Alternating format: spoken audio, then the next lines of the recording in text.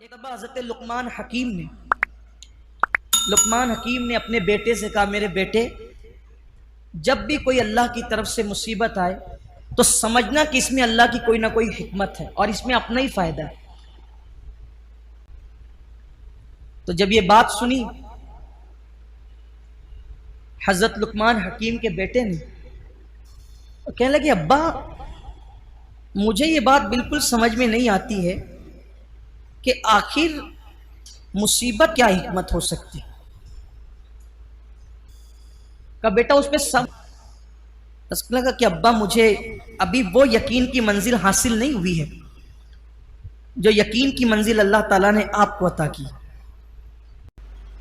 تو حضرت لقمان حکیم نے فرمایا، ٹھیک ہے بیٹا، کوئی بات نہیں، اگر ایسی بات ہے تو ہمارے دور میں ایک نبی رہتے ہیں، تو ہم اس نبی کے پاس چلتے ہیں اور ان سے ملاقات کرتے ہیں۔ جب تو ان کی صحبت میں بیٹھے گا تو تجھے بھی وہ یقین نصیب ہو جائے گا جو یقین اللہ تعالیٰ نے مجھے عطا فرمایا۔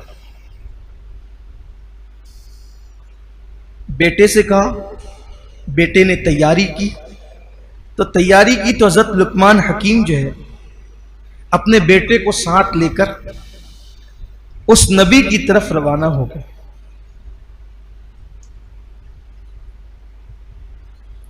جب اس نبی کی طرف روانہ ہوئے، بیٹے کو یہ کہ بھئی ان کی صحبت میں بیٹھے گا، باتیں سنے گا تو یقین پیدا ہوگا، ایک کھچر ساتھ لیا بیٹے کے لیے، کھچر اپنے لیے ساتھ لیا، کھانا ساتھ لیا، پانی ساتھ لیا، لے کر کے چلے۔ چونکہ وہ نبی اس دور کے دور رہتے تھے تو یہ لوگ جب رستہ چلے تو پانی بھی ختم ہو گیا، کھانا بھی ختم ہو گیا۔ اب کھانا پانی ختم ہونے کے بعد پھر بھوک بڑھی، پھر پیاس بڑھی، دوپہر کی چلچلاتی دھوپ۔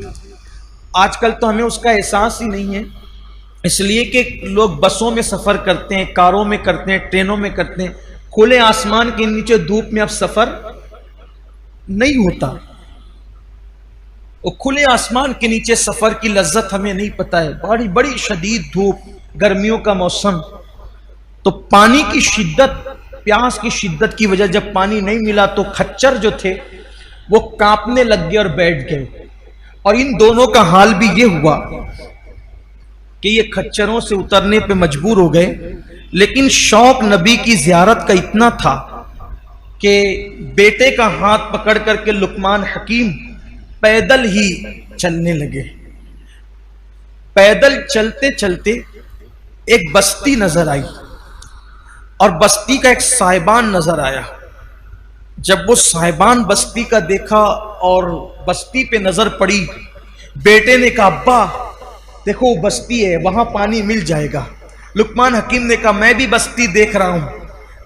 دونوں کو امید کی کرن نظر آئی۔ نبی سے ملنا تو دور رہا، سفر بیچ میں اٹک گئے۔ جب بستی دکھی، امید کی کرن جاگی، باپ نے بیٹے کا ہاتھ پکڑا۔ جیسے ہی بستی پہ نظر تھی، آگے چل رہے تھے، ایک جانور کی ہڈی جنگل کے اندر پڑی ہوئی تھی، اس ہڈی پر زوردار پیر بچے کا پڑا، تو وہ ہڈی پیر میں ایسی چبھی کہ اندر سے گھس کر اوپر کو باہر نکل گئی۔ بیٹے نے چیخ ماری، چیخ مار کے بے ہوش ہو کے زمین پہ گر پڑا۔ حضرت لقمان حکیم پیاسے بیٹے کی یہ کیفیت دیکھ کر پریشان ہوئے اور پریشانی کے عالم میں سوچتے تھے کیسے نکالوں۔ تو لقمان حکیم نے اپنے دانت سے اس ہڈی کو کھینچ کے نکالا، خون کی پھوار نکل پڑی، اپنے امامے کا کپڑا پھاڑا، اس سے پٹی باندھی۔ پٹی باندھنے کے بعد بہت خون بہ گیا تو بیٹے کو گود میں لے کر بیٹھے تھے اور بیٹے کی پیاس یاد کر کے آنکھ میں آنسو آ گئے۔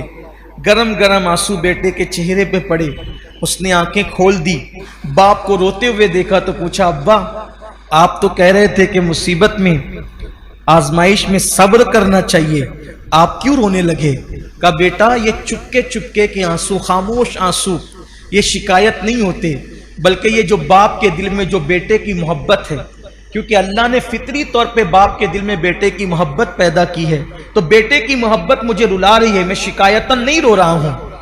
بس پھر بیٹے نے سوال کیا، ابا آپ تو کہہ رہے تھے کہ ہر مشکل میں ہر مصیبت میں تمہارے لیے بھلائی ہے، کوئی بھی مصیبت آئے گی تمہارے لیے بھلائی ہے۔ ابا یہ کیا ہوا؟ نبی سے ملنے چلے تھے، خچر بھی بیمار پڑ گئے، پیدل جا رہے تھے، ہڈی چپ گئی، زخمی کر دیا۔ آپ کہتے تھے مصیبت میں بھلائی ہے، اتنی مصیبتیں چلی آئی کوئی بھلائی نظر نہیں آتی۔ باپ بیٹے میں یہ بات ہو رہی تھی۔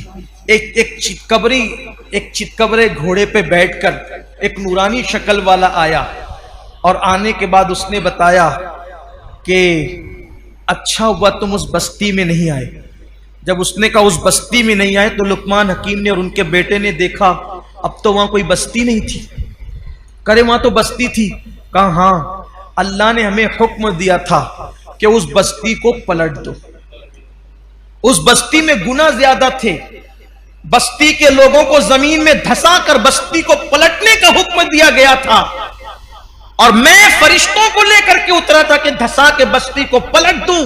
لیکن جس وقت تم مجھے آتے ہوئے نظر آئے تو میں نے اللہ سے کہا اللہ یہ تو لقمان اور اس کا بیٹا یہ تو نیک لوگ ہیں، یہ بستی میں پانی کے لیے آ رہے ہیں، مولا ان کو روک دے۔ تو اللہ نے اس دھسانے سے بچانے کے لیے تمہارے بیٹے کے پیر میں جانور کی ہڈی چبو دی، تاکہ ہڈی چبو دی گئی تو تم یہیں کے یہیں رک گئے، اور جب یہاں رک گئے تو تم دھسنے سے بچ گئے۔ اگر اس بستی میں تم آتے تو تمہیں بھی ان کے ساتھ زمین میں دھسا دیا جاتا۔ یہ اللہ کا کرم ہے کہ اللہ نے ہڈی چبوا کر تم دونوں کی جان کو بچا لیا۔ تب باپ نے بیٹے کی طرف دیکھا، بیٹا دیکھا میں نہ کہتا تھا کہ ہر مصیبت اور آزمائش میں اپنی بھلائی ہے، ہمیں چاہے بعد میں پتا چلے، ہمیں چاہے نہ پتا چلے، لیکن ہر مصیبت میں اپنی بھلائی ہے۔ کوئی مصیبت آ جائے، ایکسیڈنٹ اللہ نہ کرے ہو جائے اور پیر ٹوٹ جائے، ہاتھ ٹوٹ جائے، کھوپڑی کو نقصان ہو جائے، جسم کو نقصان ہو جائے، مال کو نقصان ہو جائے، اللہ کی شکایت نہیں کرنا، اللہ تیرا شکر ہے۔ آپ کہیں گے مر جائے تو میں کہوں گا تو بھی کہنا اللہ تیرا شکر ہے۔ ہو سکتا ہے اللہ نہ کرے آگے چل کر کافر ہو جاتا، آگے چل کر کے مشرک ہو جاتا، آگے چل کے گمراہ ہو جاتا۔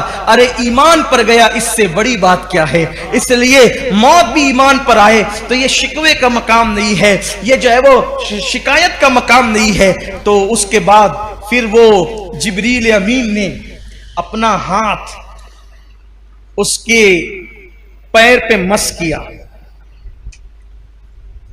اس کا پیر فوراً اچھا ہو گیا۔